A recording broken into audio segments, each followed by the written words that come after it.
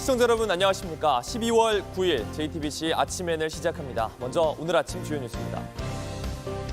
계엄 선포 당시 계엄 사령관이던 박안수 육군참모총장과 김용현 전 국방부 장관에 대한 수사가 이어지고 있습니다. 경찰도 국방부를 압수수색하는 등 강제 수사에 나섰습니다. 불법 계엄을 앞두고 군 내부에서 작성한 걸로 보이는 계엄 준비 문건이 공개됐습니다. 지난달 작성된 이 문건엔 과거 계엄 사례를 분석하고 계엄 선포에 대비한 내용이 담겼습니다. 더불어민주당이 윤석열 대통령에 대한 탄핵을 다시 추진합니다. 매주 탄핵 소추안 표결을 시도하겠다는 계획인데 거부권을 행사할 수 없는 상설특검과 국정조사도 함께 추진하겠다는 방침입니다. 도널드 트럼프 미국 대통령 당선인이 북대서양 조약기구 나토에서 탈퇴할 가능성을 내비쳤습니다. 공정하게 돈을 지불하지 않으면 동맹국의 안보에서 손을 뗄 수 있다고 했습니다. 비상계엄을 주도했던 군 수뇌부에 대한 수사가 본격화되고 있습니다. 검찰의 특별수사본부는 김용현 전 국방장관을 긴급 체포한 데 이어서 계엄 선포 당시 계엄 사령관이던 박안수 육군참모총장을 조사했습니다. 검찰은 또 윤석열 대통령을 피의자로 입건해 수사하고 있다고 밝혔습니다. 첫 소식 이재승 기자입니다. 검찰 특별수사본부가 비상계엄 당시 계엄 사령관을 맡았던 박안수 육군참모총장을 불러 조사했습니다. 참고인 신분입니다. 검찰은 어제 저녁 6시부터 오늘 새벽 2시까지 박 총장을 상대로 강도 높은 조사를 이어갔습니다. 검찰은 비상계엄을 주도한 수뇌부를 상대로 전방위 수사를 이어가고 있습니다. 자진 출석한 김용현 전 국방장관을 긴급 체포한 검찰은 오후에 다시 불러 오늘 새벽까지 조사했습니다. 이르면 오늘 중으로 김 전 장관에 대한 구속영장을 청구할 계획입니다. 검찰은 성역 없는 수사를 강조하고 있습니다. 윤석열 대통령에 대해서도 고발과 고소가 접수돼 절차에 따라 피의자로 입건했다고 밝혔습니다. 지위 고하를 막론하고 오로지 법과 원칙에 따라 엄정하게 수사를 진행하고 있으므로 국민 여러분께서는 믿고 지켜봐 주시기 바랍니다. 일단 검찰 수사는 비상계엄 사전 계획, 선포, 작전 지휘 등 각 단계마다 가담한 인물 중심으로 진행될 것으로 보입니다. 사실상 비상계엄 상황을 재구성해야 하는 겁니다. 검찰뿐만 아니라 경찰도 수사에 속도를 내고 있습니다. 경찰은 김용현 전 장관의 주거지와 집무실 등을 압수수색하며 맞불을 놨습니다. 전담 수사팀 규모도 150여 명으로 확대했습니다. 변수는 수사 주체입니다. 공수처는 수사의 효율성을 고려했을 때 우선순위는 공수처에 있다며 검찰과 경찰의 수사 중인 사건을 이첩할 것을 요청했습니다. 검찰과 경찰에 이어 공수처까지 주도권 다툼에 뛰어들면서 내란죄 수사에 자칫 차질이 빚어질 수 있다는 우려가 나옵니다. JTBC 이재승입니다.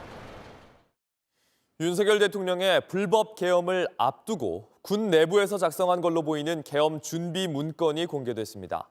한 달 전 작성된 이 문건은 계엄 사령부를 어떻게 구성할지, 합동수사본부는 어떻게 운영할지 등 계엄 선포를 대비한 내용이 담겼습니다. 1980년 5월 과거 계엄군의 포고령을 싣기도 했습니다. 조민준 기자입니다. 추미애 민주당 의원이 공개한 계엄사 합수부 운영 참고 자료입니다. 군 소식통으로부터 제보받은 내용을 재구성한 문건입니다. 추 의원은 이 문건이 여인영 방첩사령관 지시로 지난 11월에 작성됐다고 주장했습니다. 이렇게 문건이 실제 있기 때문에 수사를 통해서 밝힘으로써 사전 모의된 비상계엄을 통한 내란죄에 대한 수사가 신속하게 진행돼야 한다는 것을 촉구하는 바입니다. 실제 문건의 내용은 지난 계엄령 상황과 비슷한 점이 많습니다. 계엄 선포와 계엄법, 계엄사령부 직제령 등이 담겨 있습니다. 계엄사령관의 합참의장이 아닌 각군 총장을 임명할 수 있는지도 검토했습니다. 실제 지난 계엄령 선포 때 계엄사령관으로 박안수 육군참모총장이 임명됐습니다. 문건에는 국회의 계엄 해제권도 명시했습니다. 추 의원은 이를 토대로 계엄군이 국회 점거를 사전에 계획했다고 봤습니다. 헌법 및 계엄법에 따라 국회가 제적의원 과반수로 계엄 해제를 요구할 경우 대통령이 이를 거부할 수 없다는 법적 규정도 명시되어 있습니다. 국회의 권한을 제한하려는 시도를 검토했을 가능성을 시사하는 것입니다. 문건에는 또 계엄사 포고령 예시로 1980년 5월 계엄군 포고령을 실었습니다. 지난 계엄령 선포 때 발표된 포고령과 정치활동 금지, 언론 사전 검열 등의 내용이 겹칩니다. 이 문건이 계엄의 사전 모의 정황으로 인정될 경우 내란죄 수사에 중요한 증거가 될 것으로 보입니다. JTBC 조민주입니다. 더불어민주당은 윤석열 대통령에 대한 탄핵소추안 표결을 오는 14일 다시 추진하기로 했습니다. 이번 표결이 무산되더라도 민주당은 앞으로 매주 탄핵소추안 표결을 시도하겠다는 계획입니다. 이와 함께 이번 비상계엄 사태와 관련해 대통령이 거부권을 행사할 수 없는 상설특검과 일반특검, 국정조사도 함께 추진할 방침입니다. 노진호 기자입니다. 더불어민주당은 오는 14일 토요일 윤석열 대통령에 대한 두 번째 탄핵소추안을 표결에 붙입니다. 이를 위해 12일 국회 본회의에 탄핵소추안을 재보고할 예정입니다. 민주당은 이번에도 가결이 안 되면 매주 표결을 시도하겠다는 뜻도 밝혔습니다. 아마 이번에 표결이 완료가 되면 좋겠고요. 그렇지 않으면 거의 비슷한 일정으로 목요일 보고 토요일 표결로 갈 겁니다. 비상계엄 사태에 대한 일반 특검법도 오늘 발의할 예정입니다. 앞서 민주당이 발의한 비상계엄 사태 관련 상설특검법을 보강하는 내용을 담을 것으로 보입니다. 지난 6일 민주당은 이미 이번 비상계엄을 내란 행위로 보고 이에 대한 수사를 요구하는 상설특검 요구안을 발의했습니다. 상설특검은 대통령의 거부권 행사 대상이 아닙니다. 추후 국정조사도 추진하겠다는 방침입니다. 이렇게 되면 민주당은 비상계엄 사태와 관련해 일반 특검과 상설특검에 더해 국정조사까지 모두 추진하는 셈입니다. 한편 민주당은 윤 대통령에 대한 탄핵 없인 감액 예산안 협의도 없다는 입장입니다. 민주당은 반헌법적인 정부가 아닌 정상적인 정부와 예산안 협의를 추진할 것입니다. 따라서 대통령 탄핵 없이 예산안 협의는 없습니다. 여기서 더 나아가 기존 내년도 감액 예산안에서 7천억 원을 추가로 삭감, 총 4조 8천억 원을 감액한 예산안을 오는 10일 처리하겠다는 계획입니다. 진성준 민주당 정책위의장은 대통령 직무정지 등을 얘기하고 있어 대통령실 사업비를 추가 삭감할 수 있겠다고 판단했다고 설명했습니다. JTBC 노진호입니다. 트럼프 미국 대통령 당선인이 방위비를 올리지 않으면 북대서양조약기구 나토에서 탈퇴하겠다고 엄포를 놨습니다. 동맹국의 안보보다 돈이 우선이란 건데 우리나라 역시 방위비 부담 압박이 커질 걸로 보입니다. 워싱턴에서 강태화 특파원입니다. 트럼프 대통령 당선인이 북대서양조약기구 나토에서 탈퇴할 가능성을 시사했습니다. If they're paying their bills and if I think they're treating us fairly, the answer is absolutely, I'd stay with NATO. But if not, you would consider the possibility of getting out. Absolutely, yeah, absolutely. 돈을 내지 않으면 동맹국의 안보에서 손을 뗄 수도 있다는 발언입니다. 우크라이나 지원을 줄일 거냐는 질문에 아마도 그렇다고 했습니다. 트럼프는 이어 유럽 국가들이 무역에서 끔찍할 정도로 미국을 이용하는데도 그들을 방어하는 이중고를 겪고 있다고 표현했습니다. 그러면서 관세를 압박카드로 쓸 가능성을 시사했습니다. I'm a big believer in tariffs. I think tariffs are the most beautiful word. I think they're beautiful. It's going to make us rich. We shouldn't be subsidized. Why are we subsidizing these countries? If we're going to subsidize them, let them become a state. 트럼프는 특히 관세는 경제뿐 아니라 전쟁 등 다른 것을 얻는데도 강력한 도구라고 강조했습니다. 결국 미국과 함께 북한의 위협에 맞서는 동시에 미국을 주요 수출국으로 둔 한국에 큰 부담이 될 가능성이 있습니다. 트럼프는 이미 한국을 머니머신으로 칭하며 매년 100억 달러에 달하는 방위비를 요구해 왔습니다. 현재 수준보다 9배나 많은 금액입니다. 트럼프는 내년 1월 취임사의 메시지가 통합이 될 거라고 밝혔습니다. 다만 통합은 미국의 경제적 성공을 통해 이루어질 거라며 미국 최우선주의를 전면에 내세웠습니다. 워싱턴에서 JTBC 강태화입니다. 시리아 반군이 수도 다마스쿠스를 점령하면서 13년 동안 이어온 내전을 사실상 끝냈습니다. 반군은 지난달 27일 북부 알레포에서 정부군을 상대로 첫 공격을 시작한 지 11일 만에 수도 다마스쿠스를 장악하고 승리를 선언했습니다.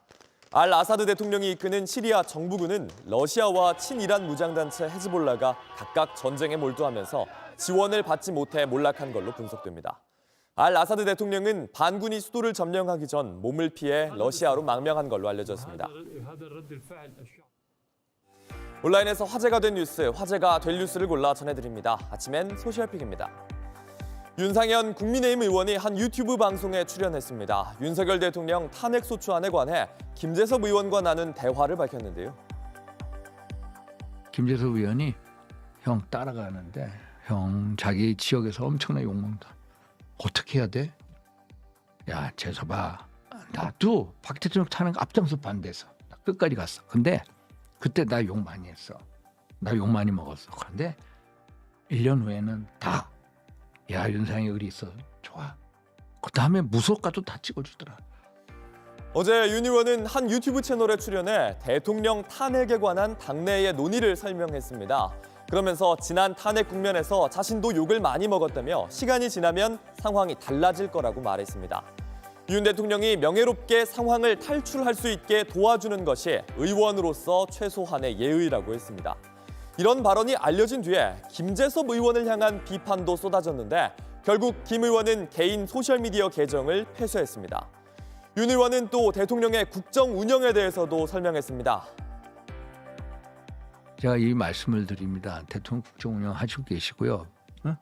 그걸 공개적으로 안 보였을 뿐이지 국정 운영을 하고 계시고요. 그래서 국정 운영을 가져온 게 아니라는 거. 그러면서 당이 적어도 1년이라는 시간을 갖고 탄핵과 개헌에 대한 정상화 방안을 제시해야 한다고 했습니다. 8년 전 개봉했던 천만 영화 택시 운전사에 출연했던 외국인 배우가 자신의 소셜미디어에 짧은 글을 올렸습니다. 계엄 사태로 혼란한 우리나라의 상황을 역사에 빗대 꼬집었습니다. Please, promise me. You have to show our news. Look, once this footage airs, the entire world will be watching. You're not alone. 독일인 배우 토마스 크레츠만은 영화 택시 운전사에서 계엄령이 내려진 1980년 5월 광주를 기록했던 실존 인물 기자 위르겐 힌츠페터 역을 맡았습니다. 어제 크레츠만은 자신의 소셜미디어에 영화 촬영장의 사진 3장을 올렸습니다. 같이 올린 글엔 한국의 과거를 다룬 영화, 적어도 그렇게 생각했다 이렇게 썼습니다. 지난 3일 비상계엄이 선포됐던 상황을 생각하면 영화 속 광주를 단지 과거로만 생각할 수 없다는 뜻으로 보입니다. 소셜미디어엔 배역을 잊지 않고 한국을 언급해줘서 고맙다는 댓글이 이어졌습니다. 토마스 크레츠만은 동독 출신의 배우인데요. 나치 독일군 역할을 여러 차례 맡았습니다. 택시 운전사 개봉 당시엔 한 체제가 어떻게 권력을 관리하고 시민을 억압하는지 잘 알고 있어 쉽게 공감할 수 있었다고 언급하기도 했습니다. 지난주 미국 최대 보험사의 최고 경영자가 뉴욕 한복판에서 총격으로 살해된 사건이 있었습니다. 하지만 미국에선 사망에 대한 애도 대신 조롱이 이어지고 있습니다. 현지 시각 6일 미국 뉴욕의 워싱턴 스퀘어 파크엔 어두운 후드와 마스크를 쓴 남성들이 모여들었습니다. 유나이티드 헬스케어 CEO 살인 사건의 범인 닮은 꼴을 뽑는 대회에 나선 사람들입니다. 지난 4일 유나이티드 헬스케어의 CEO 브라이언 톰슨은 뉴욕 맨해튼에서 총에 맞아 숨졌습니다. 뉴욕 경찰은 현장에서 지연, 거부, 진술 이렇게 쓰인 탄피가 발견됐다고 했는데 주로 보험금을 미루거나 거부하는 보험사의 행태를 지적하기 위한 단어들입니다. 부당하게 보험금 지급을 거부해왔다는 비판에 더해 살인범을 옹호하는 반응까지 나오고 있습니다. 외신에 따르면 사건에 사용된 무기는 수의사용 총이었고 범인의 가방에선 보드게임용 가짜 돈이 발견됐다고 알려졌습니다. 뉴욕 경찰은 범인의 새로운 사진을 공개하며 현상금 5만 달러를 내걸었지만 아직 용의자의 신원도 파악하진 못했습니다.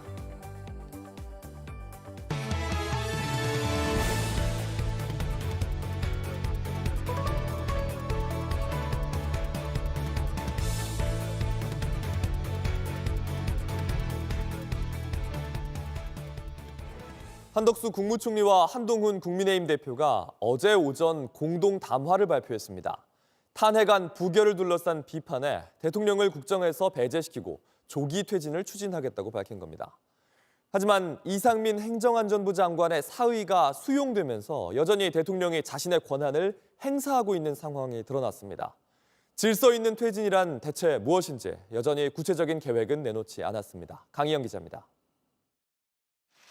국민의힘 당사에서 한동훈 국민의힘 대표와 한덕수 국무총리가 대국민 담화를 했습니다. 한 대표는 윤석열 대통령의 비상계엄 선포는 반헌법적 행위라고 비판하며 조기 퇴진을 요구했습니다.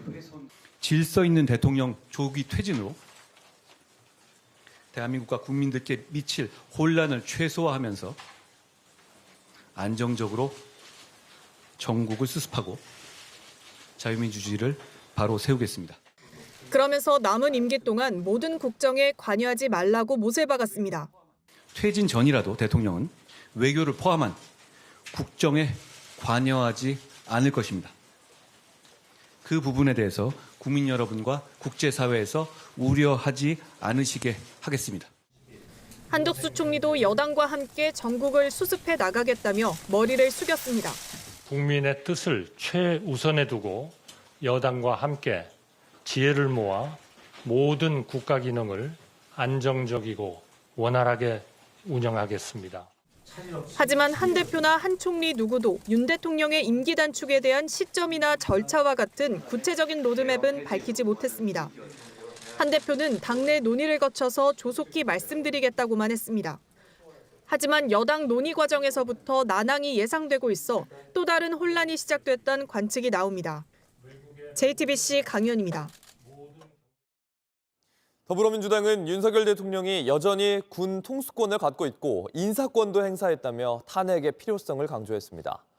우원식 국회의장은 여당 대표와 국무총리 중심의 국정 대응에 대해 헌법에 없는 행위를 중단하라며 대통령 직무 중단을 위한 여야 회담을 제안했습니다. 이희정 기자입니다.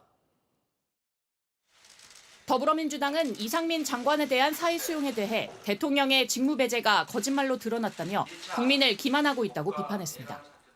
대통령의 직무는 전혀 정지된 게 아니고 여전히 행사되고 있습니다. 무슨 이선으로 후퇴를 하고 권한을 당과 국무총리한테 맡기고 이 말조차도 사실이 아니라는 것입니다. 이재명 대표는 윤석열 대통령을 향해 즉각 사퇴하거나 탄핵해야 한다고 강조했습니다.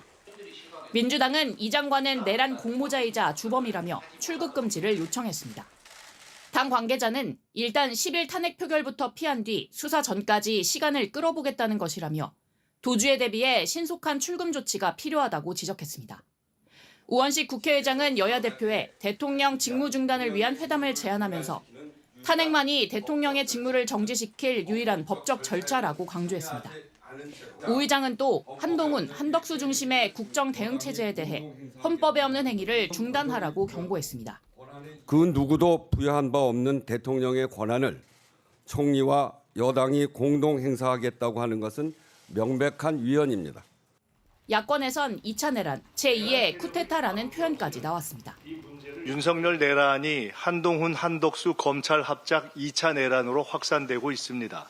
지금 제2의 쿠데타, 연성 쿠데타 음모가 짙어지고 있습니다. JTBC 이희정입니다. 비상계엄 사태로 국민들의 삶도 직격탄을 맞았습니다. 연말인데 각종 행사와 단체 회식 예약이 매일 취소된다고 합니다. 소비 심리는 얼어붙고 자영업자들의 불안은 더 커집니다. 이혜원 기자입니다. 20년째 고깃집을 운영하는 이상재 씨는 계엄 사태가 터진 이번 주 예약 취소 연락을 줄줄이 받았습니다. 단체로 하신 분들이 갑자기 예약 취소하고 그렇지 않아도 경제가 어려운데 힘듭니다. 40에서 50명 규모의 단체 손님도 취소하면서 미리 비워둔 자리는 텅 비게 생겼습니다.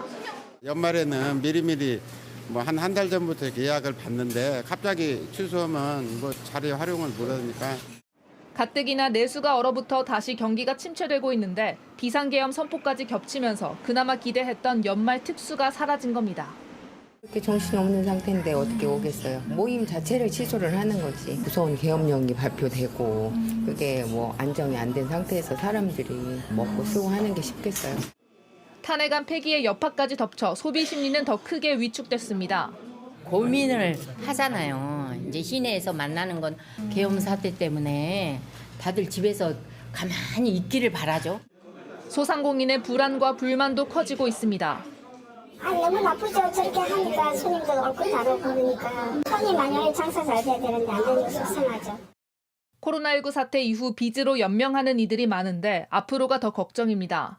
경기가 안 좋은데 연말 장사라도 해야 되는데 연말 장사 망했다. 이게 뭐 정치가 지금 어떻게 돼가는지 지켜보는 방법밖에는 저희가 할 수 있는 게 뭐가 있겠어요. 대통령의 갑작스러운 계엄은 155분 만에 끝났지만 애꿎은 자영업자들의 고통은 끝이 보이지 않습니다. JTBC 이혜원입니다. 네, 속보입니다. 조금 전인 오늘 오전 5시 43분쯤 경북 경주시 간포항 남동쪽 약 6km 바다에서 8명이 타고 있는 20톤급 어선이 400톤급 모래 운반선과 충돌하면서 뒤집혔습니다. 현재 포항 해양경찰서와 경북 소방본부는 경비함정 3척, 연안구조정 2척, 헬기 1대를 보내 구조에 나섰습니다. 소방 관계자는 JTBC에 1명을 구조해 병원으로 이송했고 나머지 7명은 현재 실종수색 및 구조에 총력을 다하고 있다고 전했습니다. 보고를 받은 한덕수 국무총리는 인명구조에 가능한 장비 인력을 총동원하라는 긴급 지시를 내렸습니다. 날씨입니다. 오늘 아침도 영하권의 초겨울 추위가 이어지고 있습니다. 다만 낮부턴 기온이 다소 오르겠습니다. 낮 최고 기온은 서울이 6도, 광주와 대구가 8도 등으로 어제보다 2도에서 3도 높겠습니다. 맑은 날씨 속에 강원 영동과 경북 동해안은 건조특보가 이어지고 있어서 산불 등 화재에 주의해야겠습니다. JTBC 아침 N을 마칩니다. 내일도 7시 반에 아침을 열겠습니다. 시청해주셔서 감사합니다.